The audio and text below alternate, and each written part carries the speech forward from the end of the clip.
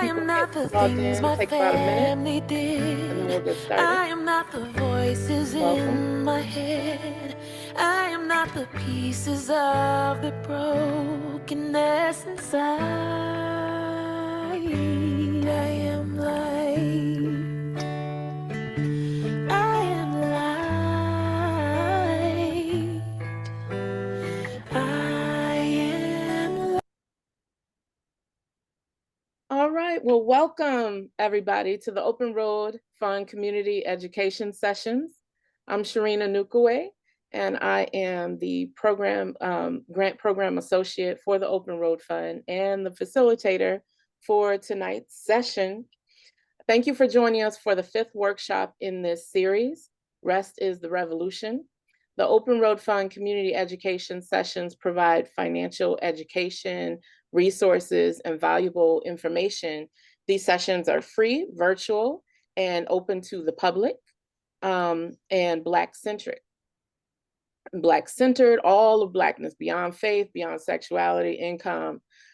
We embrace all Blackness and affirming and nurturing and all of its diversity. So these community education sessions have been designed around the 5 wealth building themes of the Open Road Fund, which are housing, financial wellness, economic ownership and power, education, and tonight's focus, health and healing. So let me go back to this. What you're seeing now is our mighty, small but mighty team. So for those who are not familiar with, already familiar with Nexus and our work, Nexus Community Partners is a nonprofit organization located in St. Paul, Minnesota. Our work builds more engaged and powerful communities of color by supporting community building initiatives that expand community wealth and foster social and human capital.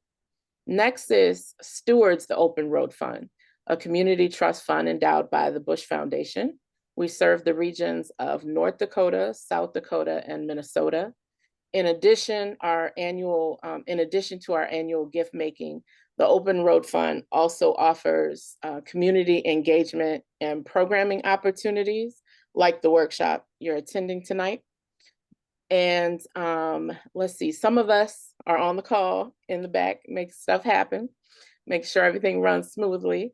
So for more information or to check out any of our, well, this is our last workshop, but any of our previous workshops, you can either visit us on Facebook, Instagram, LinkedIn, check out our YouTube channel, and all of those handles are at Nexus Community Partners.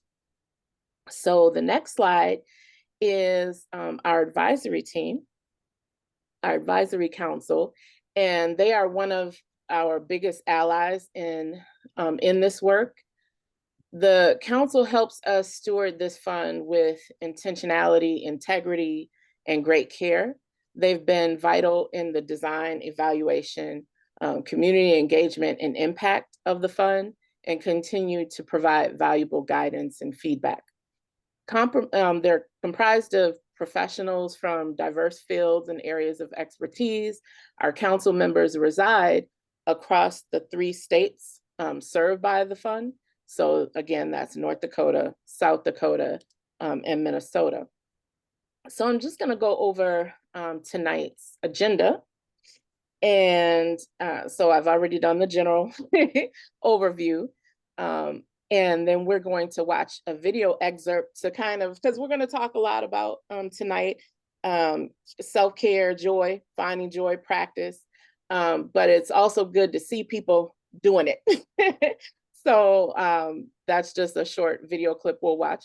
And then I will introduce tonight's wonderful guest who is going to guide us through all of these things, all things wellness. So, and then she'll also talk a little bit more, about herself and her company and the work that she does.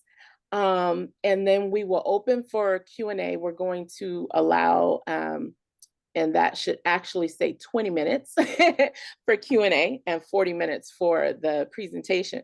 And then we're gonna have a random prize drawn, y'all, $50, 2 $50 gift cards.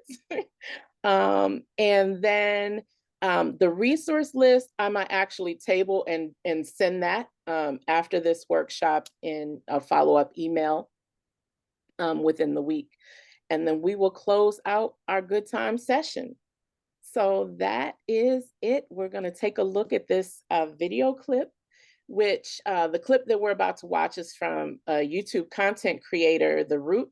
This episode focuses on Black joy in all its expressions, whether it's a cool glass of lemonade, or sitting under a tree reading a book, whatever, float your boat. And yeah, so let's take a look. This is about 6 minutes.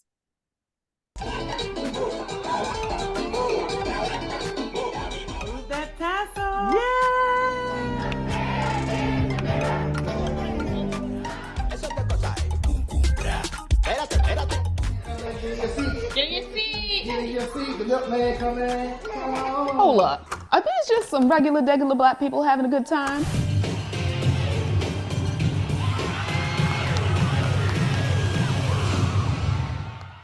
We love to see it.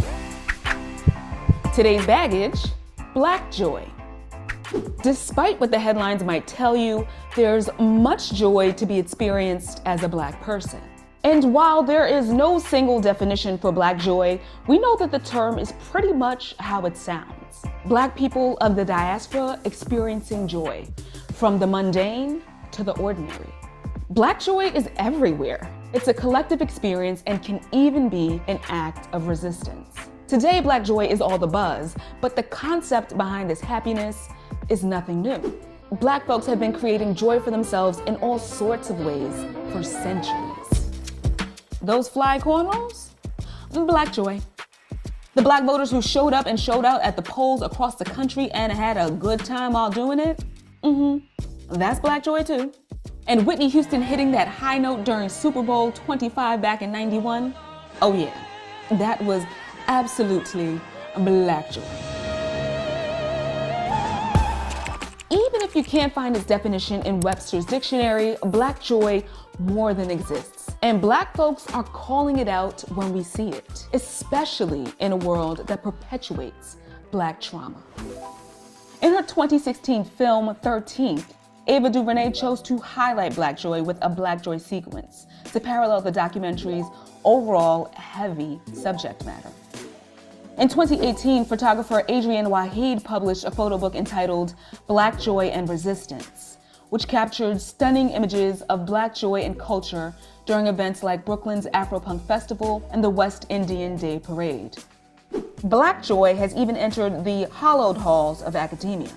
Professor Andre Brock explores the subject in the digital space through his work Distributed Blackness, and says that we're seeing this phenomena really make waves on social media, largely as a response to racial battle fatigue, or the exhaustion that Black people feel from the onslaught of images of Black trauma. That constant display of Black death in your social media feeds, a space which is supposed to be a space that uplifts you and connects you, can lead to fatigue. It can lead to depression and despair. I think in many ways, the repetition of those images has led people to be cynical about whether they can make any change.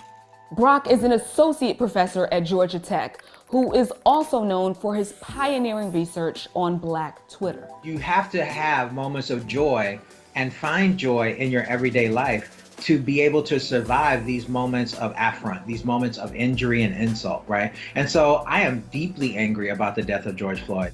I'm angry about all those things, but there also is something that social media brings to us that allows us to not forget, but to simultaneously experience that joy and that anger in a way that helps us keep our humanity. Black joy can be multidimensional and contextual. It can be resistance to oppression, but it doesn't have to be. During the 2020 uprisings, we saw Black joy manifest in the songs and dances of the protesters who stood up to the police killings of George Floyd and Breonna Taylor.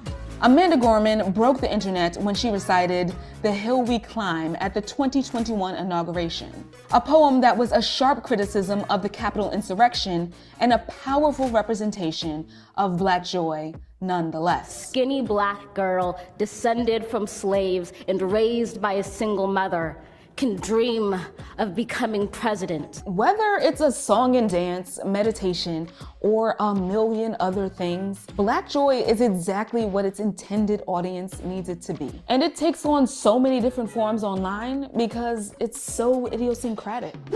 Some people love Tabitha Brown and her vegan cooking videos. Some people love watching different people attempt various dance challenges. I myself love to watch people signify and drag each other on Twitter, right? Everybody finds joy in different spaces, but the hallmark of those things is that they're doing these things for the pleasure, not for commodification, although commodification may end up being part of it. Not as resistance always, although resistance is always a part of it when you talk about certain Black activities. Brock also says that Black joy comes from Black innovation. Jalea Harmon, the Atlanta-based teenager, made a new dance and created the Renegade Challenge. We also introduced new language. Brock points to Peaches Monroe, who created On Fleek. Abraz on Fleek. Or Kashawn Thompson, who created Black Girls Are Magical, which was shortened to Black Girl Magic.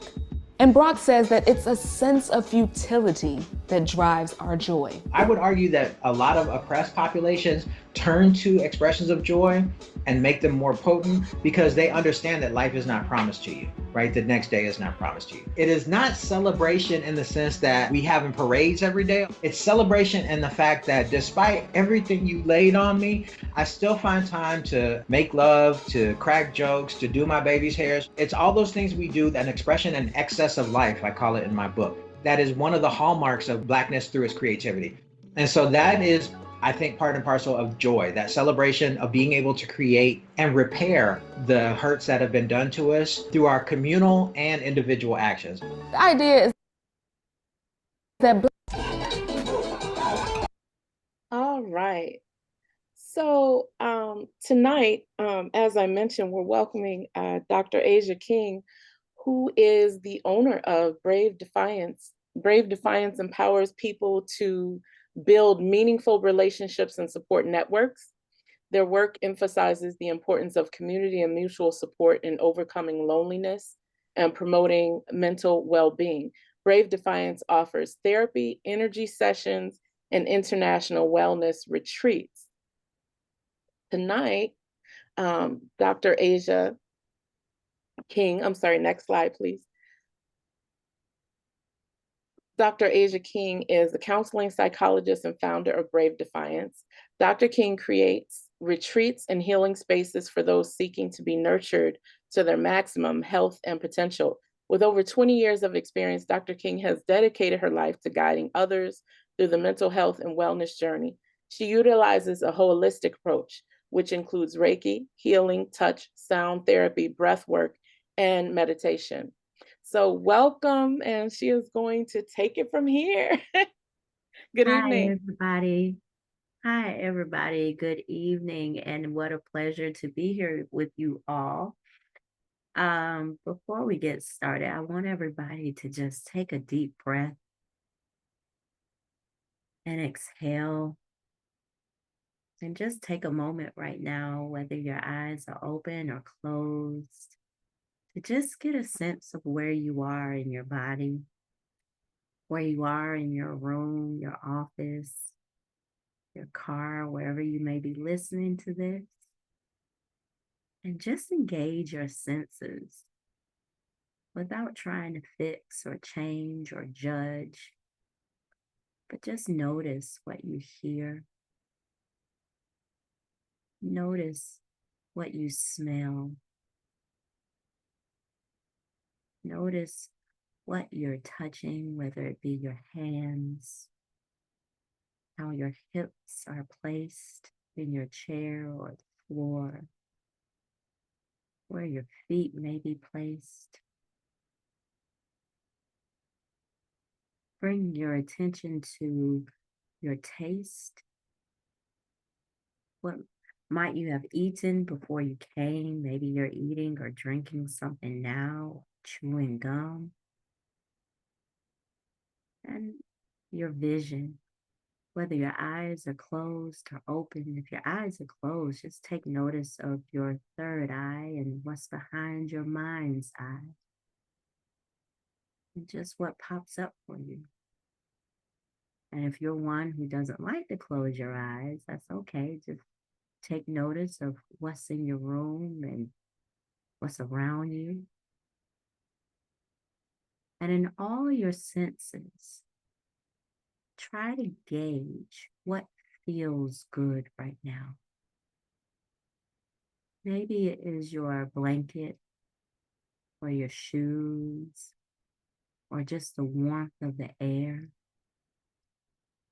Maybe if you're looking at something, it might be your favorite color in your room or a picture you took. Or if you're in your mind's eye, think of a pleasant joke you shared or a moment you had with somebody. Experience joy right now. And what brings you happiness? What brings you peace at this moment? Take a deep breath in and exhale. Dropping your shoulders, relaxing your eyebrows, relaxing your jaw.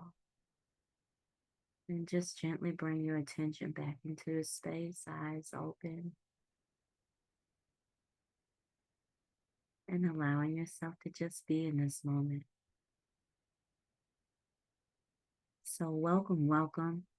As I mentioned before, or as it was mentioned before, I'm Dr. Asia King, counseling psychologist, licensed clinical counselor by way of Birmingham, Alabama. Been in Minnesota for about 11, 12 years now. I've lost count. But I am counting the days when I get to go back down south. So loving Minnesota opportunities, but it is cold up here and that will always stay true, right? And what a beautiful video. Thank you so much, Shireen, for just sharing that video with us around Black joy. And what does it mean to have joy?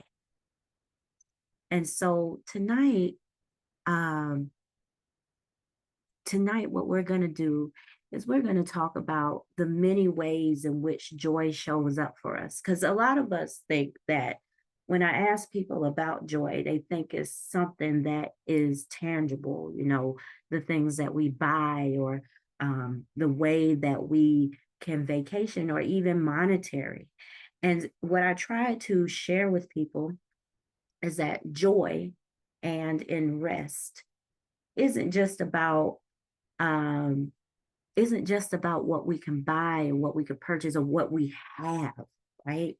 Because we can have and we can also lose. It is about how do we interpret our world? How do we get rest? And not always rest in the sense of sleeping, but rest in reassuring and knowing and having confidence in who we are. And so that is important because as Black folk and Black, brown, and indigenous people, we struggle a lot with confidence and resting and being assured that we are okay to have our voices, our opinions, our experiences, our lives protected, represented, and being able to live a life that feels good to us without always having to defend it. So we can go to the next slide. So Black joy and rest go hand in hand, all right? Because I really dig in with folks around rest. When people come to me, and as I mentioned before, I've been doing mental health for 25 years now, maybe a little bit more, I don't know. But when I have people come to me, the biggest thing that they tell me is that they are tired, exhausted, okay? And, you know, I always look at sleep hygiene, you know, because people are struggling with sleep, waking up in the middle of the night, also being night owls, and sometimes just having straight insomnia where you just don't get rest at all. So you have the high demands of your life, whether it's work, family, kids, yourself. And we know that when we don't sleep properly, it just messes everything up. You know, what's the commercial say? You're not yourself when you're hangry. Well, you're not yourself when you're sleepy. Okay. I don't know about you, but if I have to be interrupted in my sleep, I am no good the next day. But it is beyond just sleep. Okay. It is beyond sleep. We are talking about resting in self, in our spaces, in our life's decisions, and in knowing that when we do take rest, we have a different sense of freedom. And a lot of us struggle with rest because our story is always marked with our ancestors. Our ancestors never getting rest. So growing up in Birmingham, Alabama, you know, they drilled in us about, you know, civil rights, Martin Luther King, the marches, the bombs. In fact, I was actually I was raised in a neighborhood where the Ku Klux Klan was putting bombs in mailboxes way before my time, but that was a real thing, right? So if you can imagine, you're in the height of the civil rights, right? What rest were you going to get? Knowing that you opened up your mailbox and you could die.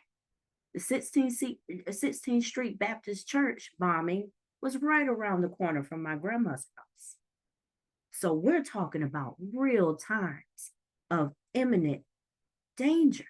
So when we think about even just slavery and the transatlantic slave voyage and just the history that they teach us, because let's be clear, there's more to us than just slavery. But usually that's the story that we get, slavery, but there's more to us, right? But when we hear about us, we hear about this constant toiling and constant struggle and constant. They don't tell you about the joys that our ancestors experienced, even in the face of struggle, hardship, and death. They don't talk about that. And we hear about the marches and we hear about the protesting. And so when that story gets passed down to you, there is a certain level, there's a baton that's passed to us. And in our mentality and how we are raised and what we are taught is that we must always keep up the good fight. We must always be on the front line. We must always be on guard. We must always be better than our white counterparts. We must always. And while we do encompass that message and we do take that on, and we will fight and we will protest and we will be there on the front lines. In my work, what I found is that it creates a deeper sense of no rest, not doing enough, not good enough, always struggling, always just getting by. We have a narrative sometimes that says, no matter how much we fight, it still won't ever be enough. And we find ourselves exhausted. Next slide. So we have to understand, what is rest and freedom really about? And as I mentioned, it's not just about sleeping, but it is about your mental, your emotional, your spiritual. How are you thinking about yourself in the world? How do you feel about yourself in the world? And then how do you connect to things outside of yourself, whether it is a higher power, God, Buddha, whoever it may be, or even just a tree? What is your relationship to self and the world that you're experiencing? And this is important. This is very important because, you know, when you have a narrative that says, you know, you're not good enough, you're not there, you won't be there, we always got to fight, your guards are always up. And when our guards are always up, you never feel like you can quite rest or feel comfortable. Just show of hands, virtual hands.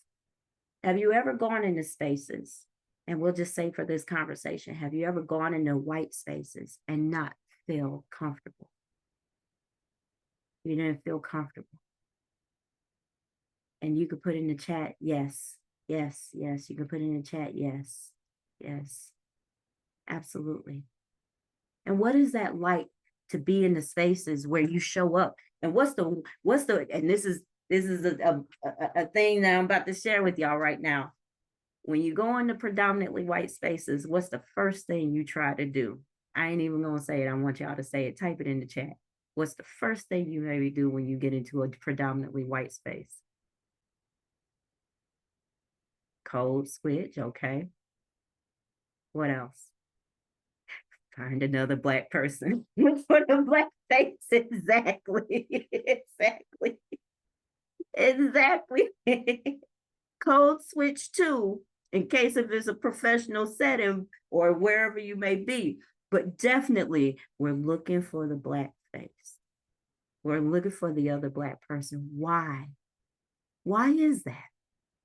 Because we're looking for comfort. We're looking for connection. And most importantly, we're looking for an opportunity to find joy, whether we know it or not. Because in our joy, when we are with each other, there is an opportunity to share secret ideas and cultural norms that maybe other folks may not get. And that is important. It is our secret space with each other. It's our secret language that we get to share, and nobody is privy to that. And that is oftentimes our Black joy and what our ancestors and what we know today. Perfect example. I was at my son's flag football game this past weekend. And, the majority of the people out there, the parents, were predominantly white, players were predominantly Black, whatnot, it was mixed, but it was predominantly white, right? And so this older Black lady comes over, and she had already saw me when I came into the gate. We said hi. And so as she's passing by to go to her team, she's looking at me and I'm looking at her. And already, when we make eye contact with each other, it's already like, hey, how you doing? Right. But she did something that I hadn't experienced before. She not only looked at me, but she said, hey, beautiful. And I said, hey, sister, how are you? And as she was talking to me, I said, it's good to see you. She said, it's good to see you too. And I rubbed her arm and she rubbed mine. And I said, can I get a hug? And she gave me a hug. I gave her a hug. And then I said, I love you.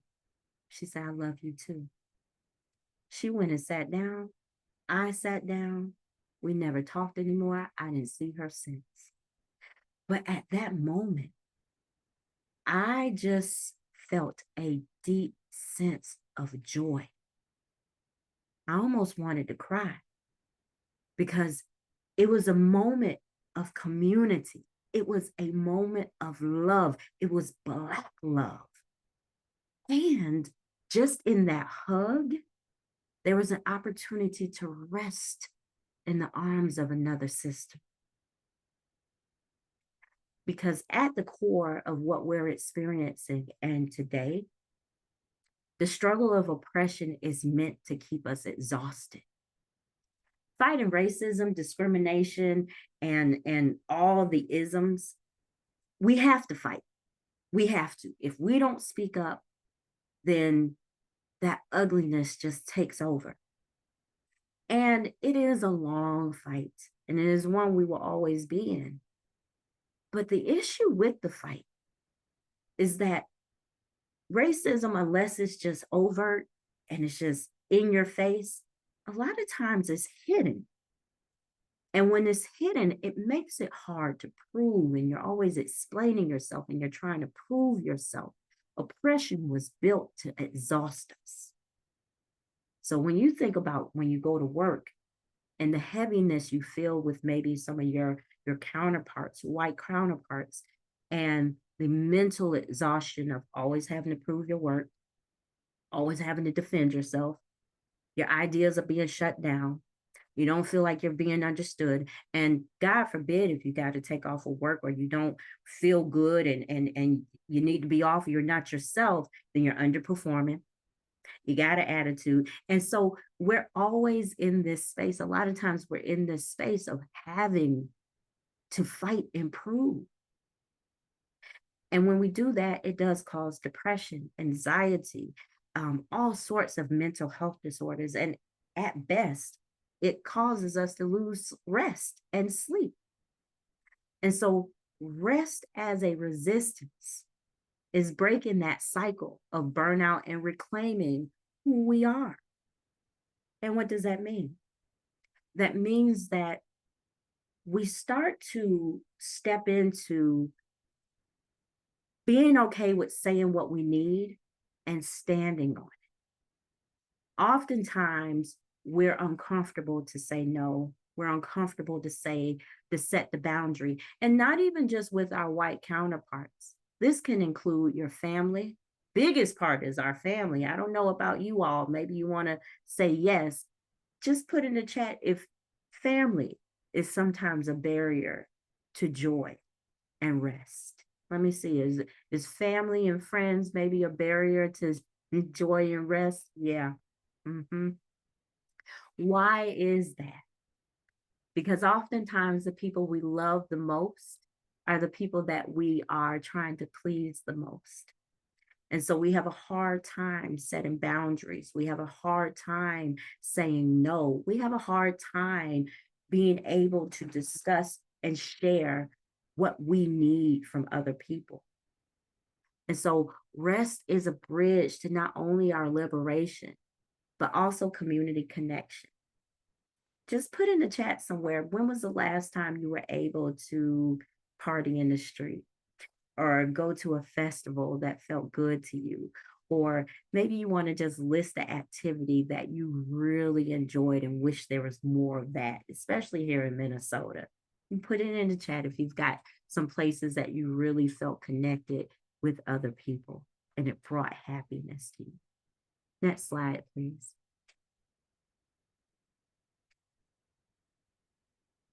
So when we think about rest, okay, thank you. All right.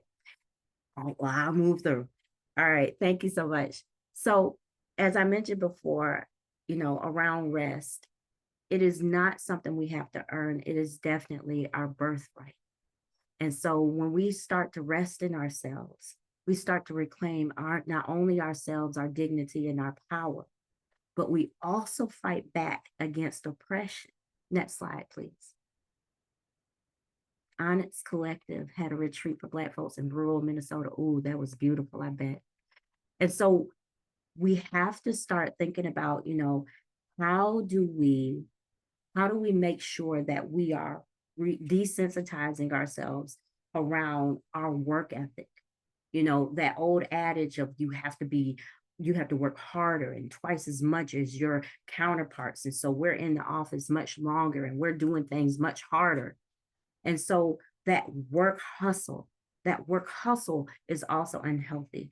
It keeps us in this loop of thinking the more you do, the more you'll be recognized, the happier you'll be. And then some of you all may know, you can have all the accolades and all the awards and still feel depressed and unfulfilled. And so I ask you, what brings you joy? In what ways are you able to find your happiness and your peace? When was the last time you had a really good, authentic laugh with a family or a friend? When was the last time you just sat in the car and just sung your heart out without any worries of whether you could hold the note or not? When was the last time you really just sat with yourself? Next slide, please.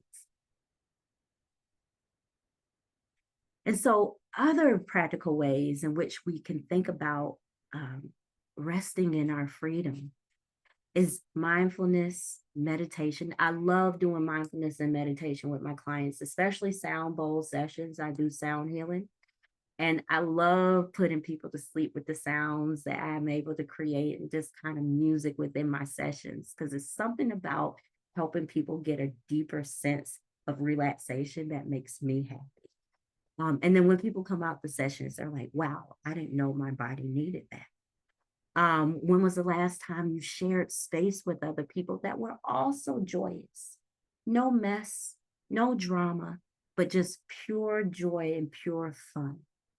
I love going. My sister lives in Atlanta, Georgia, and it's always a fun time in Atlanta. If anybody's ever been to Atlanta, yo, it is a total vibe. And it is a vibe all the time, especially during the summertime when you're able to just go out to their festivals and just really listen to music and sit on the grass and just chill, right? It is. It's such a vibe. And in those spaces, you're able to share not only those vibes with other people, but you're able to rest.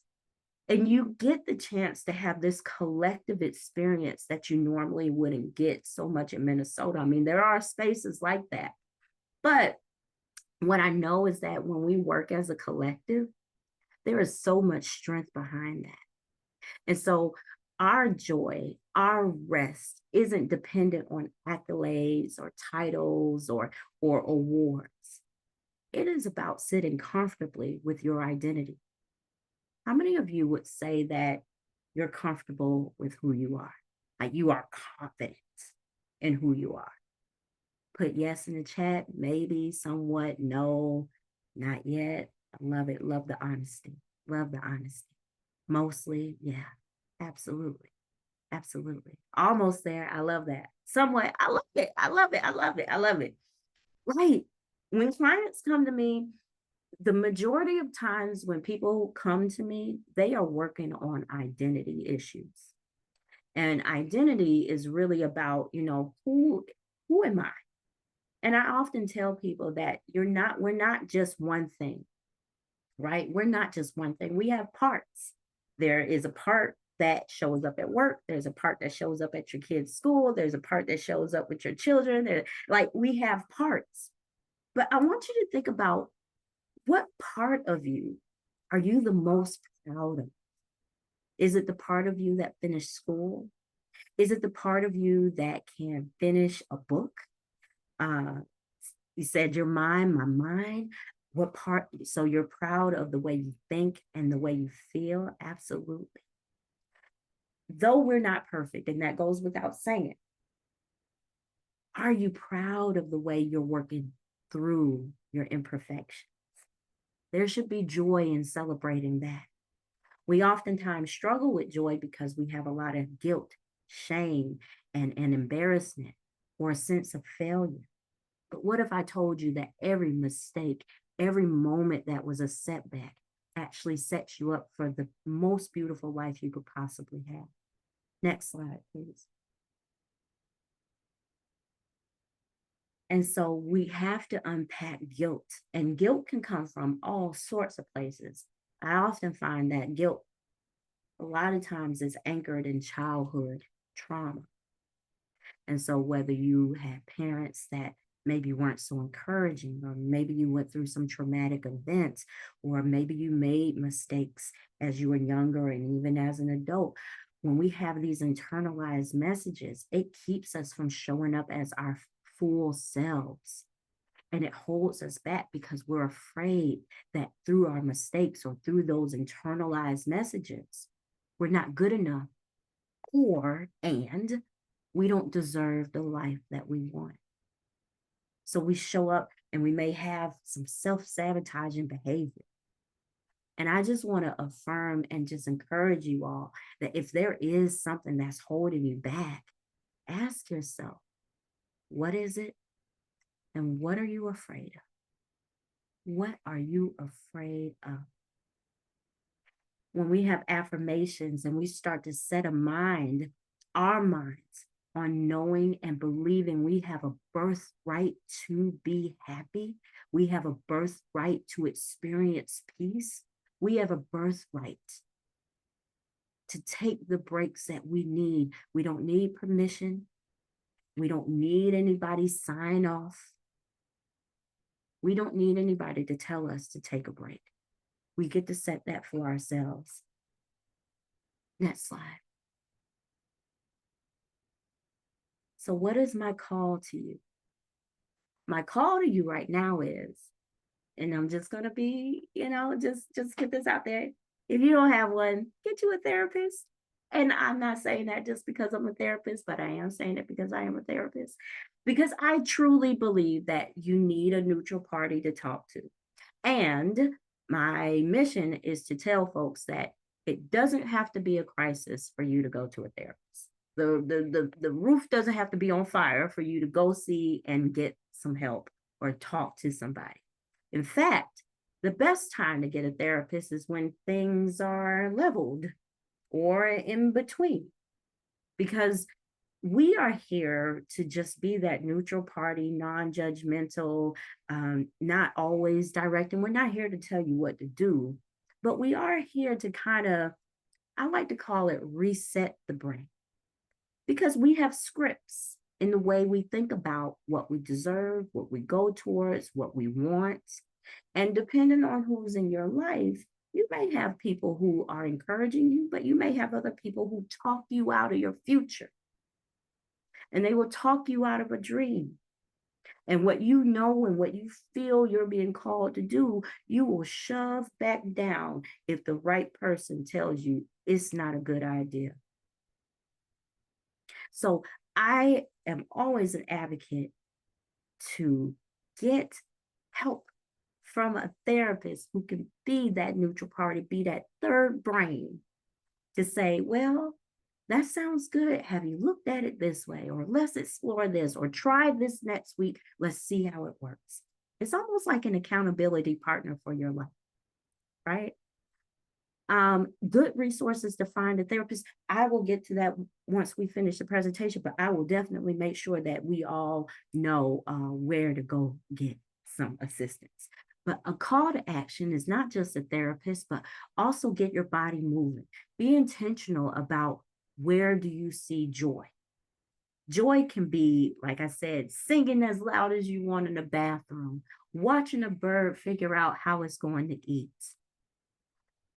Finding people who resonate with you. I love to dance. I take dance classes. I truly enjoy them. I love to travel internationally.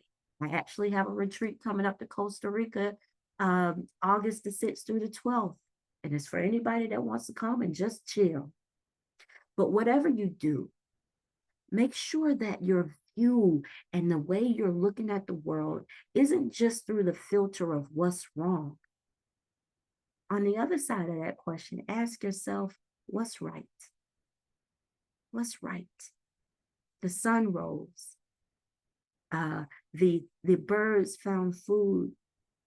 The gas station had your favorite drink. I do firmly believe that we can't wait for that week-long vacation. We have to come up for air every day. And that means finding your joy and finding your rest in what feels good to you and your body. Next slide. So with that said, I want to thank you all, because I could talk all day, but we got a little bit of time, but that's good. And I just want to encourage you all that if you are looking for a therapist, I have openings. But if not, I can direct you to resources that can help you. But whatever you decide and whatever you choose, let it be all in love. Let it be for the goodness of your life. Let you be around people, places, and things that bring you joy and don't just suck the energy out of you. And may you fully walk in who you know you want to be, because that's all that's going to matter at the end of the day when it's said and done. In the words of Glorilla, at the end of the day got the end. Thank you, y'all. Let's open it up for some questions. And thank you. Yes, before we get to the questions, please talk a little bit about, just in case people don't know about, because we talking about you and the service. So, the Reiki heal, talk a little bit about those things. Absolutely. Those different modalities. Yeah. Okay, so when I'm doing, so as I mentioned, I've been doing therapy for about 25 years. And talk therapy is cool, right?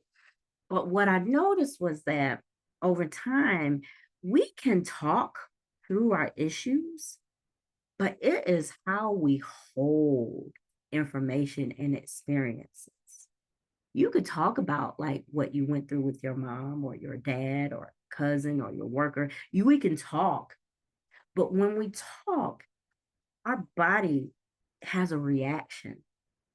And it's with the central nervous system and the vagus nerve and the vagal nerve and all that stuff. And that's a lot of science. But what we know is that our body just responds physically to those memories and it gets stuck. And so if you ever wonder why when you get into a situation, you respond the same way, even if it is a different situation, person, place, or thing. And so with Reiki, sound healing, and meditation, it's meant to help you learn to tolerate those uncomfortable feelings within your body. We all have uncomfortable feelings, but a lot of people run away from them. It does not feel good to have grief. It does not feel good to be sad. It does not feel good to have your heart broken by the person you thought you loved and then something happened, right? If you think about your worst situation, the worst thing that might have happened to you, there were no words, there weren't any hugs or anything that can really comfort you. It helped, but we carry that trauma in our body. And so with Reiki and sound and meditation, it helps you to not run away from that, but to really lean into it and figure out your threshold of tolerance. And then also how to soothe yourself in ways to calm yourself down when you feel overwhelmed. Sound therapy, I love it because if you can think of a song, you think of your favorite song that you could just put on repeat, right? Put on repeat. I don't care if you in the car with me. We finna hear this song about 50 million times. Lauryn Hill finna sing to us all day from beginning to end. I don't care. It's not just about the song. It's about the way the song makes you feel. If you want a good cry, turn on a sad song. You got a good sad crying snot nose song, and you just up there in the rain like Jodeci and them back in the day, just asking your man to come back. It's not just the song, it's how the song makes you feel. It vibrates through your body, through your cells, through your core. Sounds have frequency. So when I use my singing bowls, it's not just the sound, it's the frequency that goes through your cells, your joints, your back, your muscles. I do individual sessions. If you can see in the back, I got my massage table and people come and they do sound sessions with me. And I've had people that have had neck issues, didn't tell me. But after we finished our session, they said that, I didn't tell you about this neck pain, but it went away. What did you do? And I don't even really touch them. I just do some light tap because it's the transfer of energy. And then also our body responds to safe touch and sound. Okay. Just like with sounds, if you hear a car backfire, you think it's gunshots. And your body tenses up like it is. And so sounds, meditation, and safe touch matter to help rest our nervous systems, our cells, our bodies into a state in which we're able to experience our world and be able to soothe ourselves. So that's the work that I do along with talk therapy. I feel like both have to happen. We have to understand what's in our mind, but also recognize what's happening with our body and handle it from there. Thank you for that. Yeah, and I also would like, I don't know if it's booked already, but you have a retreat coming up. Yes.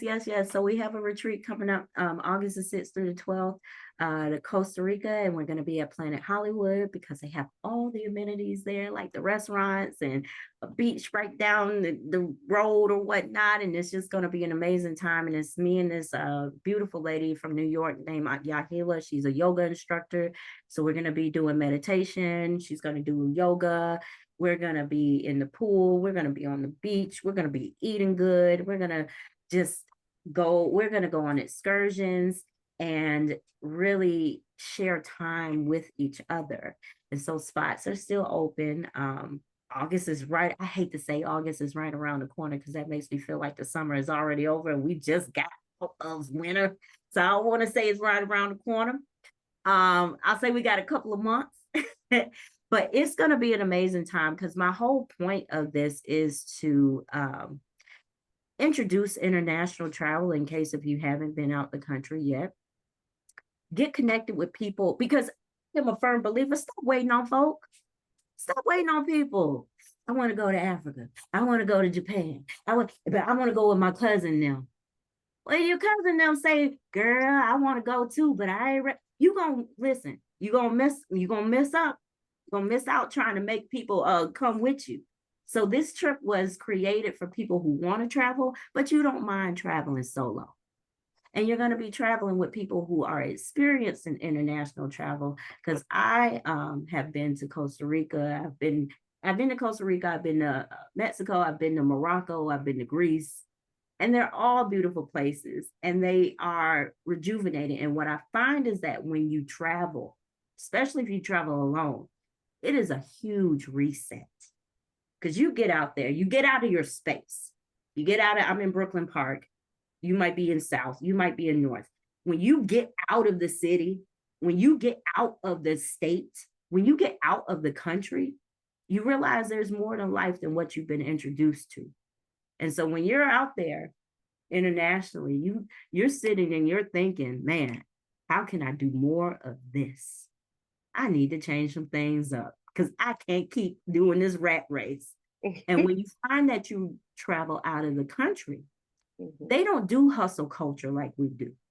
When I went to Greece, baby, them folks was on that. I don't even think they own watches. They were on their own time. So it's very important to experience different cultures and also have that deep reset too. And I just, Olivia, can you go to the next slide? This has your contact information just in case anybody would like to connect, and we'll get into some questions. And this question is talking about something I don't know nothing about. No. So Clarence is asking, are there particular frequencies that are helpful?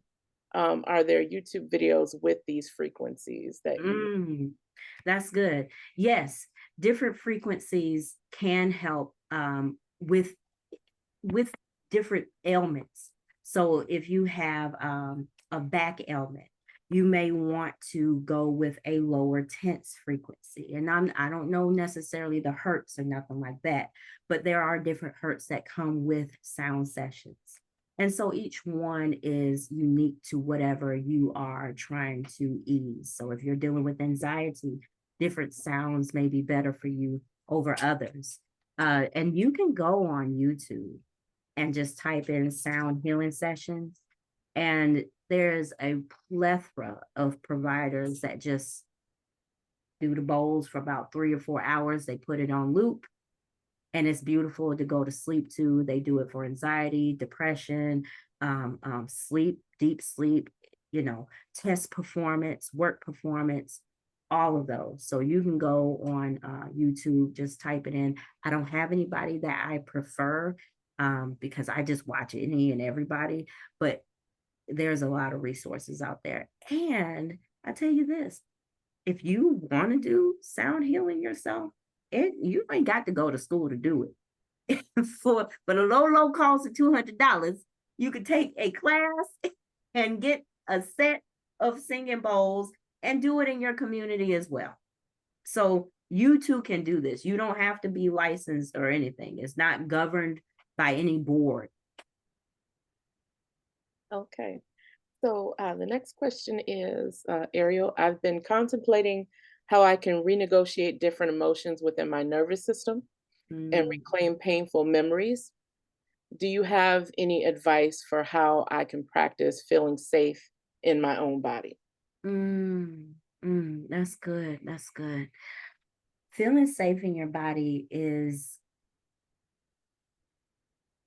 it takes practice, but it takes practice with honoring with what your body is saying.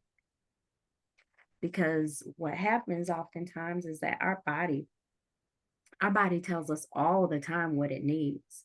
We have a habit of ignoring it or dismissing it because we feel like we're tripping or I'm overreacting or, I've got a history of doing this or people call me, whatever they call it. And so then we dismiss it. We ignore ourselves. And so you have to be confident and build confidence around, I'm around this person, and when I'm around them, it doesn't feel good. Or simply put, I don't like to be touched. And being able to say, like, I don't want to be touched. I was in a conference and the lady was doing a session, and it was a beautiful session. And she said, I end my sessions with a hug and a blessing. And so she started the hug, and then the role was everybody that she hugged had to get up and hug the next person and go all the way around.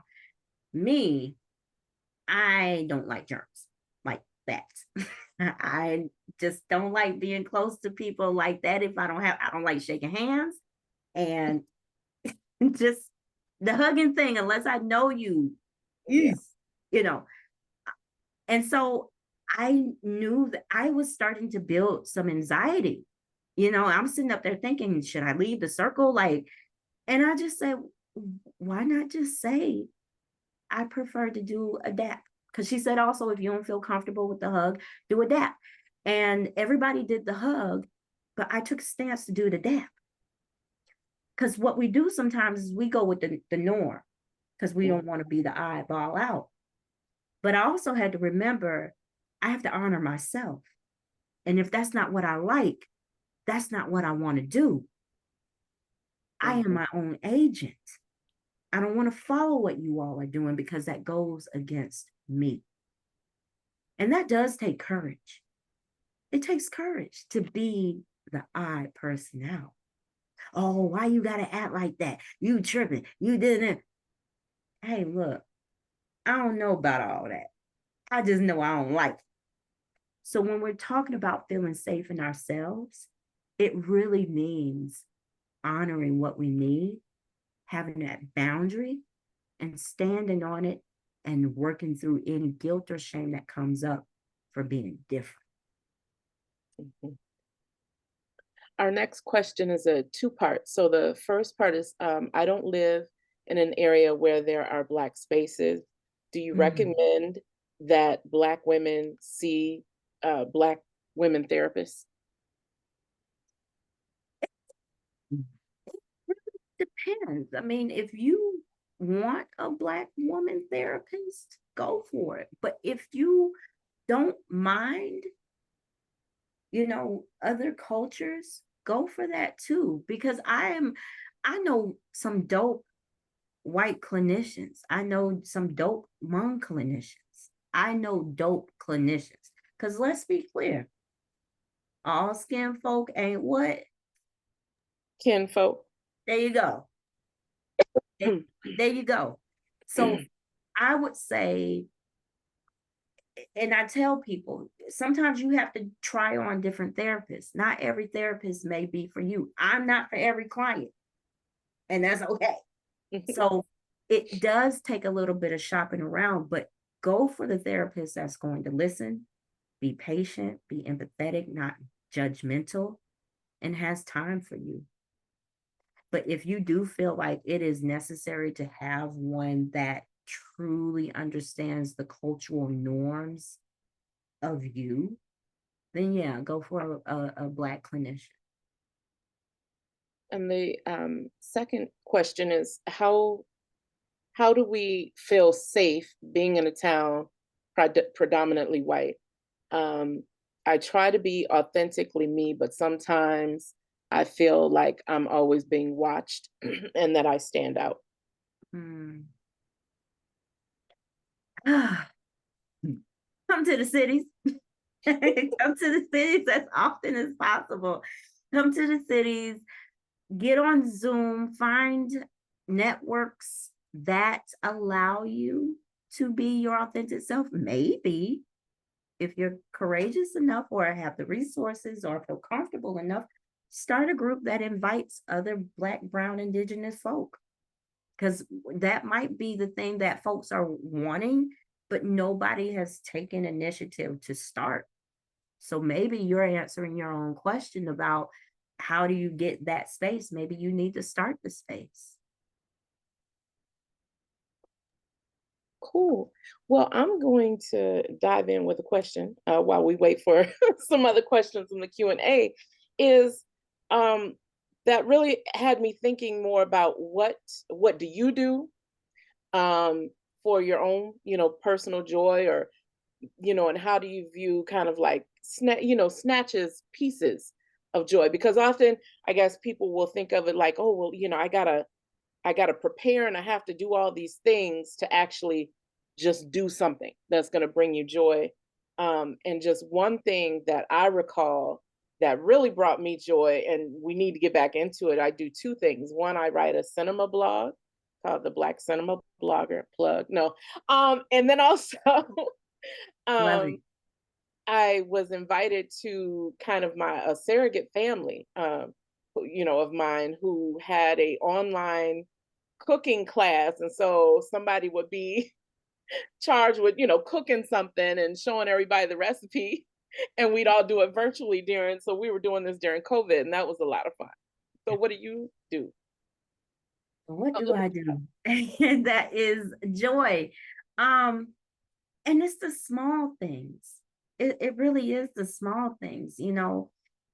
Oftentimes we think about joy as being like the big extravagant moment, like a vacation or a date or something, or going out with your girls or your friends or whatever. But it is the small things for me. It's a lot of times walking my dog. Oh my gosh, don't let somebody cancel. If somebody cancels, I am not doing the paperwork I should be doing. Baby, I'm outside. I'm finna go outside.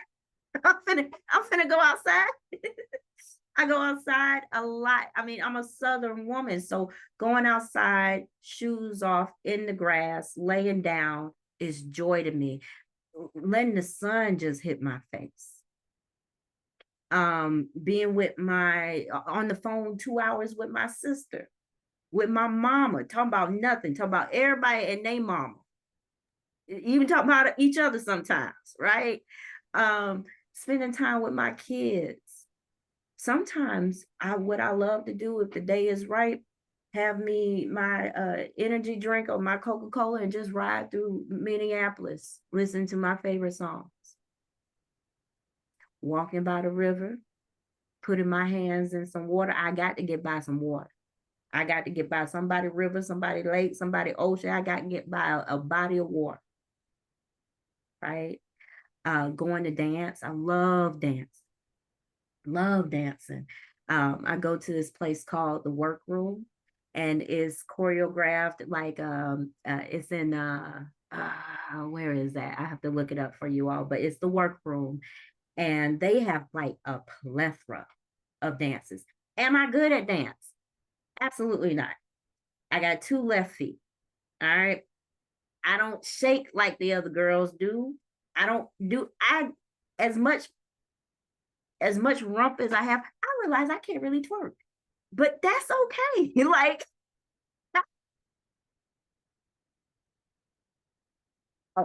and guess what? I have the best laugh at myself. I love it because it moves my body, it moves my soul. It just gets me moving, and I feel sexy and I feel strong. And at one point in time I took pole classes, and that made me feel strong and feel sexy. And just, am I good at it? No, I can't flip upside down. I tried once and slid straight to the ground, and I'm okay with that. All right. I'm okay, you know because it is the opportunities to laugh at my silly, goofy self. You know what I'm saying? That's what I do to find joy. I find the moments in which I'm not having to be responsible or hustling. or thinking about the next deal, because all of that is going to happen. All of that is going to happen. I don't care how many times you pay a bill, another bill going to come up. I got my bills right next to me. I don't care how much I say yes to a contract, another contract's going to come up. But what I find is that when we condition our minds to always think about the next thing, we miss the in between. I love watching birds. I love bird watching because it's so interesting to see a bird just find his food without any care in the world and just be. Can you talk about why that's important, is the being present? Because I've always had, for example, when I've had, my therapy sessions, there were a couple of things that I'd have to be reminded about. One, being present in the moment and not thinking about what happened yesterday or what's about to happen, which probably won't even happen. Yeah, I mean, staying present means that we are right now. Yes, things have happened, things are happening. And what I tell folks is that it doesn't ever have to be either or. A lot of our life is walking with. So yeah, yesterday I had a bad day. Today was a little bit better. So I think about yesterday, but I'm also thinking about today. I'm walking with both. Somebody from my family passed on Sunday, on Mother's Day. I'm grieving, but I'm also here with you all, smiling. We can sit with both, and neither one of them has to be over the other. So I don't have to avoid by not thinking about it at all, and I don't have to ruminate by sitting in it. We can go back and forth between the two, and we do get to decide how we want to frame and think about the things that we go through. So in the moment, right here, right now, is all that we have. I don't know what tomorrow holds. I don't know what 30 minutes from now holds. Hopefully we end this session very well. That's the goal. But only the universe knows what happens next. I heard a beautiful quote or read a beautiful quote that says, we have no control over time. 5 minutes will come whether we like it or not. But what we do in those 5 minutes makes the difference. That is infinite. Time is limited, but what we do in between the time is infinite. 5 minutes will come. But what do we want to do in that moment? We can laugh, we can joke, we can cry, we can sit in silence. We can do all 4 and all 5. There are no limits to what we do in our time, but there is limited time. So focusing on the here and now and being comfortable with that is hard. It takes practice. And I always have to tell clients, because they're like, how can you do that? I'm like, look, I've been practicing a long time, so I don't know if I'm a fair assessment. But what I do know is that it can happen for any and everybody if you're willing to practice and put in the work. Yeah, the work. The work. The work. The work. There is a question that I don't know if you want to answer now or have them connect with you, is about the retreat and how you structure like the payments. I know you have like intervals or that start early. Yeah. So yeah, I will I think I don't know if we can do it here in the chat, but I can put in my website. Link. Yeah, please do.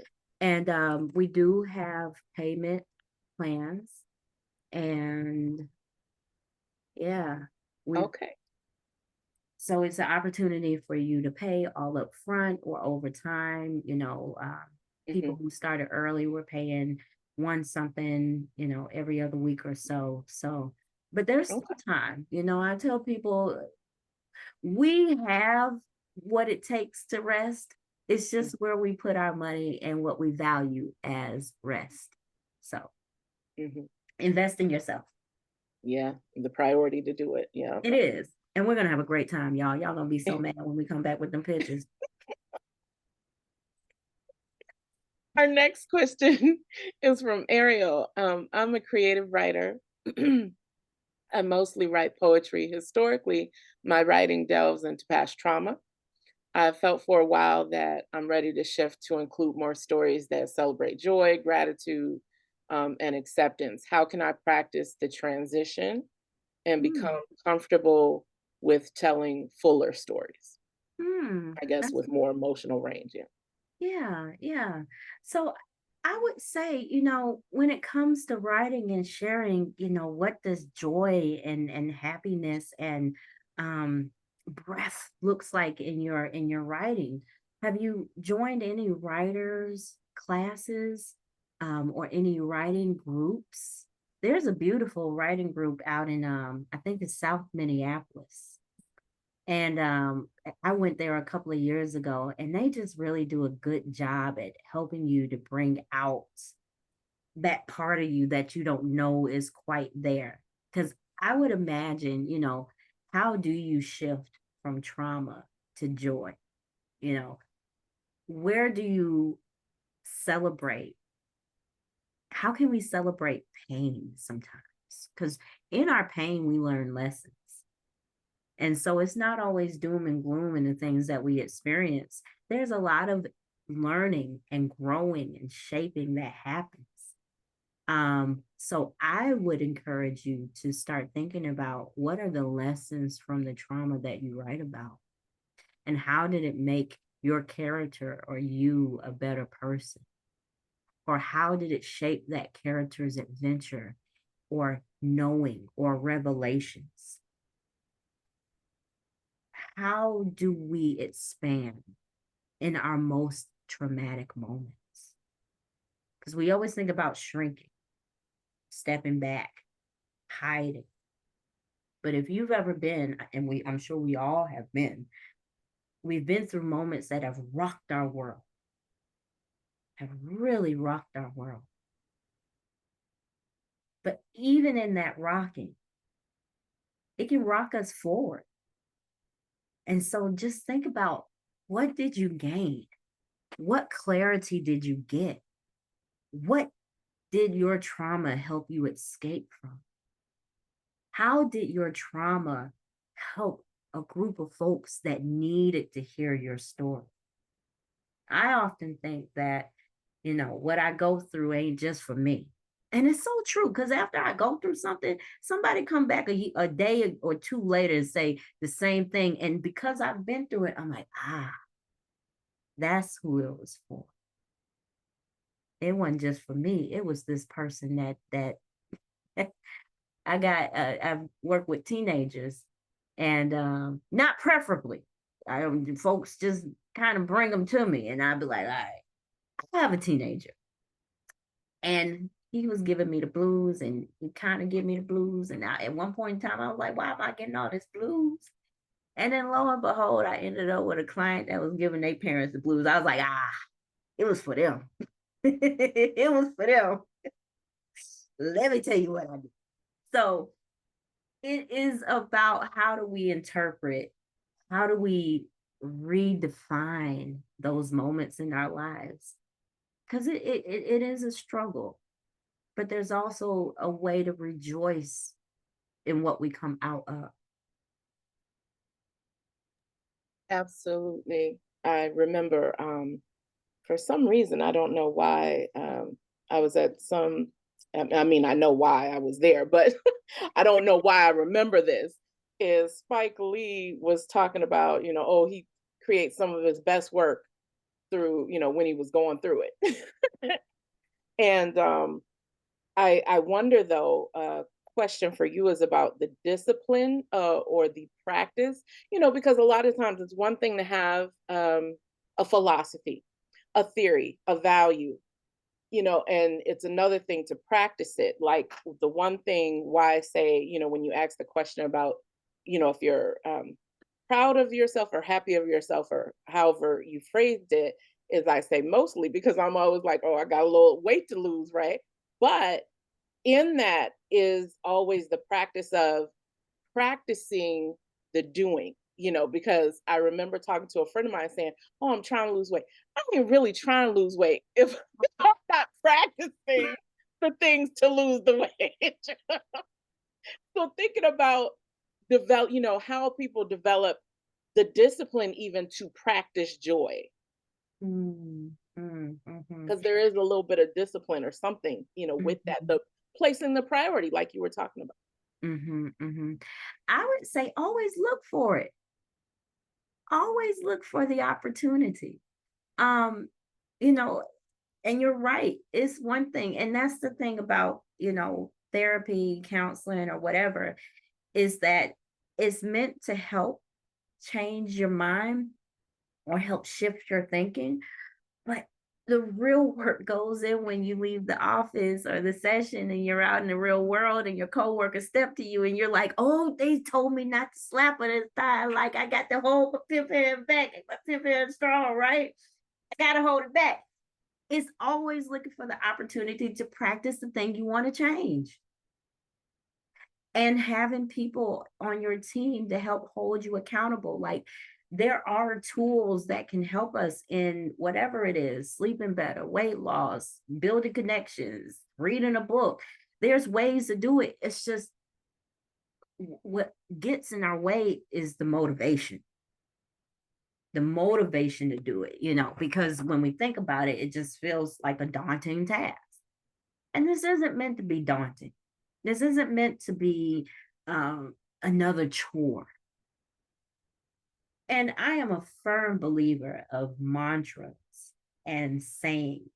You know, Maya Angelou said, just roughly, like a beautiful quote, of all the virtues, and I'm saying this roughly for all my literature folks are like, she say it like that. Oh, calm, calm down. All right. You know what I mean? All right.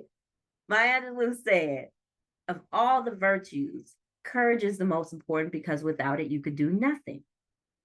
And I love that. I love that. I love it. I love it. I love it. I love it. I love it. Because anytime I want to I want to do something, but I hesitate. And so I'm like, courage, courage, have courage. And so those words just remind me like, yo, build up that energy to speak up. Build up that energy to write that letter. Asia, have courage. And just that one reminder, just it tips me to the next thing. And I am a firm believer too in small celebrations. You know, all right, you didn't put the whole packet of ranch on your salad. Yay. You only use half.